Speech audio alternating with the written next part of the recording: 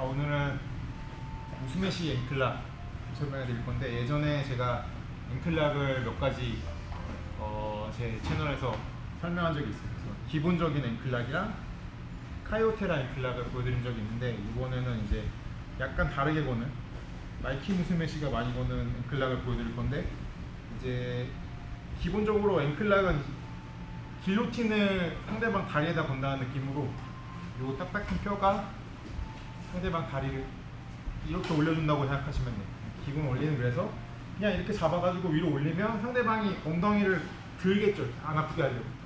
요걸 못 들게 내가 다리로 이렇게 받쳐놓고 들어준다고 생각하시면 되는데, 얘를 얼마나 깊게 집어넣느냐, 그 다음에 종아리를 아프게 하느냐, 여기 건이랑 인대를 아프게 하느냐, 아니면 발목까지 압력이 이렇게 전해지게 해서 요 발목 인대를 아프게 하느냐, 요거에 따라서 이제 조금씩 디테일이 달라져요. 근데 뭐가 좋고 나쁘고를 떠나서 본인이 많이 쓰는 스타일대로 하시면 되는 거예요. 그래서 기본적으로 요즘에 많이 유행하는 거는 얘를 좀 많이 빼가지고 발목이 이렇게 옆으로 틀어지게, 그냥 이렇게 일자로 스트레이트로 만드는 게 아니라 가다가 이렇게 접질리는 것 같은 느낌이에요. 이렇게 만드는 앵클락을 많이 사용하고요. 우스메시 앵클락은 이런 느낌보다는 조금 다르게 걸어주는 거예요. 그래서 보통은 이 손이 같은 쪽 목깃을 잡는 거를 요즘에 사람들이 많이 선호하고, 이유는 여길 잡았을 때 내가 나머지 상체를 움직이는 힘이 좀 더 강해지고, 여길 잡으면 몸이 좀 고정되니까 이쪽을 잘 안 잡는데, 우스메시 앵클락은 되게 옛날 느낌으로 거의 옛날에 이렇게 잡는 사람들처럼 그걸 깊게 잡아요. 깊게 잡고 요런 모양인데, 얘를 이렇게 잡는 게 아니라 이쪽 손은 그냥 먼 쪽 목깃을 잡아서, 보통은 요 딱딱한 부분, 여기 3분의 1 내지는 2분의 1 정도의 딱딱한 부분이 상대방 다리에 닿게 정리를 하는데, 우스메시 앵클락은 깊게 들어가는 거예요. 팔꿈치 끝부분이 상대방 발목에 들어간다는 생각이에요.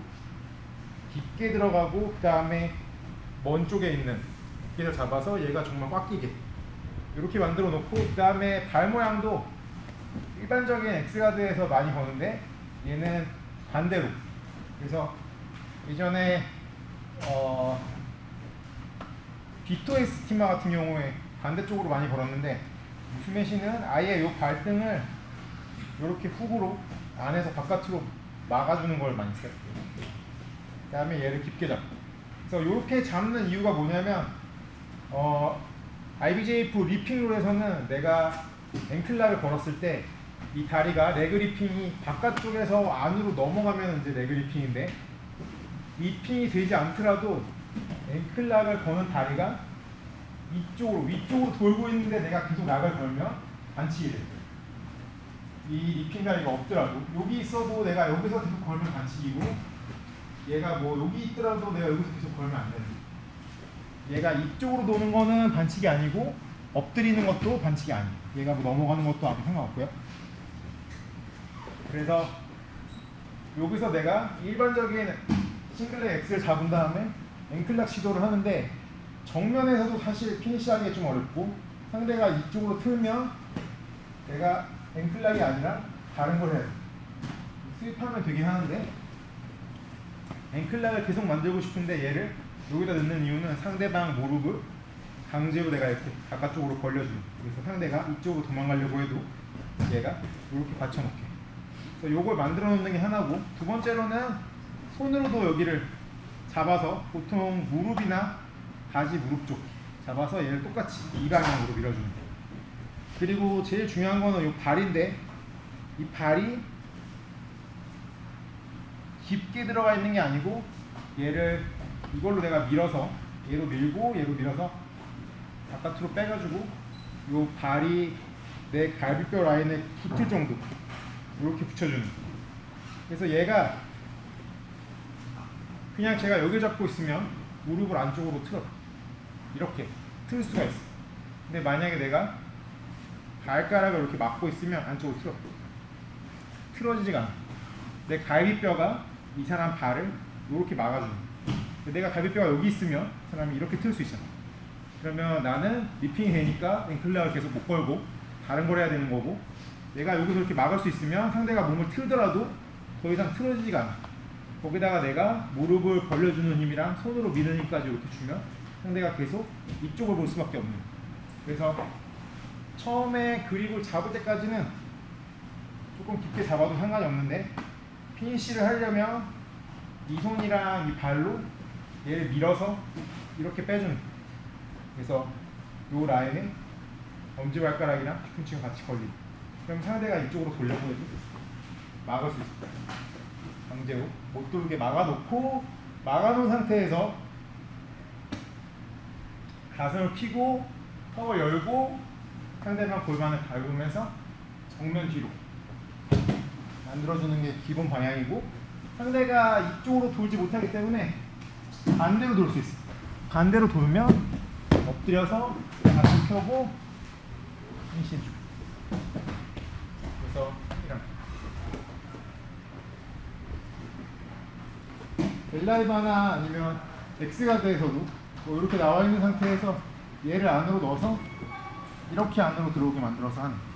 그래서 얘가 잡혀 있고 이 다리로 바깥으로 밀면서 펴주고, 이 손으로도 오히려 상대방이 발을 깊게 집어 넣으면은 틀 수 있는 살이 나오니까 나는 얘를 이렇게 바깥으로 빼주는. 빼서 발가락이 이렇게 잡히게. 왜냐면 상대가 이렇게 안으로 돌았을 때 이것 때문에 안 잡혀. 내가 여기 잡고 있으면 돌 수 있잖아. 그래서 이렇게 잡혀 있는 거야. 여기가 잡히고 발가락이 잡히고, 그 상태에서 가슴 펴고. 그리고 이걸 틀 때는 오히려 약간 더 빠지는 것까지는 상관이 없을 수도 있는데, 만약에 뒤꿈치가 다 빠졌다고 쳐요. 이렇게 여기 발가락만 남아있고, 그 상태에서 내가 이렇게 잡아주면 지금 히록이랑 마찬가지로 뒤꿈치가 이렇게 물려있는. 이 상태에서 상대가 돌면 히록 걸린 거랑 마찬가지이기 때문에 무릎에 압력이 가서 이쪽으로 돌 수가 없어. 그래서 실제 시합에서는 얘를 좀 더 빼도 상관이 없는, 물론 심판한테 보이지 않는 선에서 하겠지만, 얘를 이렇게 넣으면 오히려 상대가 돌기가 편하고, 얘가 이렇게 빠지면 무릎이 틀어지기 때문에 이쪽으로 돌지 못하고, 저쪽으로 돌면 같이 돌아서 배를 깔고 가슴을 펴면, 여기서는 피니쉬가 약간 얘가 너무 펴지기 때문에 토홀드 같은 방향으로 이렇게 압력이 걸리고. 그래서 앵클락은 전에 올렸던 영상들 보면 알겠지만 여러 가지 방법이 있어요. 그래서 깊게 넣는 방식은 좀 옛날 스타일인데 많이 하지 않고, 보통은 딱딱한 뼈 부분이 닿게 만들어서, 그러니까 사선으로 들어오게 발가락이 두께 만들어 놓고, 그 다음에 얘가 약간 발목이 바깥쪽으로 벌어지게 거는 게 그냥 기본적으로 많이 사용하는 방식인데, 우승메시가 사용하는 거는 얘를 깊게 넣어서 꽉 잡아놓고, 그 다음에 오히려 발이 약간 빠지기 직전인 위치까지 이렇게 만들어서 상대방이 이쪽으로 강제로 약간 틀어지게 만들어서 정면 위에서 걸거나, 아니면 돌면 따라 돌아서 넣어주는 방식. 그래서 원래 경량급 선수들은 발목이 유연해가지고 스트레이트 앵클락에는 거의 탭이 안 나오는데, 요번 연도 문디알 결승에서 한 10몇 초 만에 탭이 나오기도 했고, 그 다음에 리핑이 허용되는 ACB 주짓수 같은 거는 레그 리핑이 허용되는 도복 룰인데, 히록은 안 되지만 다리가 이렇게 돌아가거나 아니면 이쪽으로 도는 게 상관이 없는 룰이에요. 근데 여기서도 똑같은 식으로 걸어서 그 아라토 플라타 파파엘 페이커스 그 사람한테 이걸로 탭 받았는데, 그 시합 룰에서는 상대가 이쪽으로 굴러 도망갈 수도 있는데 못 굴렀어. 못 굴르고 그냥 그대로 이대로 돌아서 똑같이 여기서 피니시했어. 그래서 원리는 이 발이 거의 빠지는 정도 느낌으로 얘가 이렇게 잡히게, 상대가 이쪽으로 틀지 못하게 만들어 놓고 깊게 잡아놓은 상태에서 허리를 완전히 펴서 골반을 넣어준다는